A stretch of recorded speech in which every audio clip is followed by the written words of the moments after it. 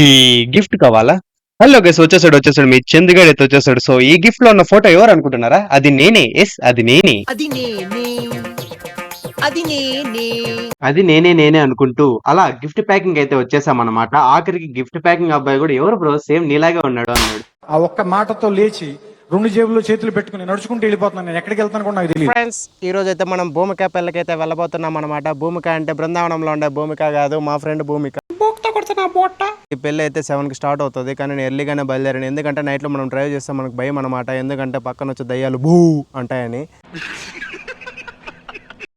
మీరు చూస్తున్నట్లయితే నైట్ అయితే అయిపోయింది, ఉచ్చలుగా ఆరిపోయింది. నాకు వచ్చే మొత్తం అంతా ఘాట్ రోడ్ అడివి.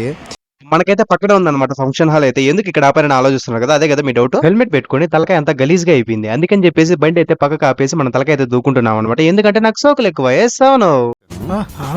ఇంకా దువ్వి ఆడ ఎంటుకలు ఊసిపోతాయని చెప్పేసి మనం పెళ్లికి అయితే వచ్చేసాం అనమాట. సో వీళ్ళే అనమాట పెళ్లి కొడుకు పెళ్లి కూతురు. సో ఇక్కడ లోపలికి అయితే వెళ్దాం అనమాట, మనం లేట్ చేయకుండా. సో ఇక్కడ చూడండి డిజైన్ అయితే ఎలా ఉందో. ఆకాశం దిగి వచ్చి మప్పులతో వెయ్యాలి మన పందిరే. పాట పాడుకుంటా వచ్చేదేమో వచ్చేసినా కానీ స్టేజ్ పైకి పోయేదానికి భయం వేస్తుంది ఎందుకో. మనం త్రిశూల వ్యూహం అయితే పాటించామన్నమాట. అలా వెళ్తా ఉంటే అందరూ నన్నే చూస్తున్నారు, ఎవరు నా బట్ట వీడియోలు చేస్తున్నాడు అని చెప్పేసి. ఇంతలో ఎవరో ఒక అమ్మాయి నా చేతిలో కెమెరా చూసి ఎవరో యూట్యూబర్ వచ్చాడు అనింది. అంటే అన్నాడు గాని ఆ ఊహ ఎంత బాగుందో.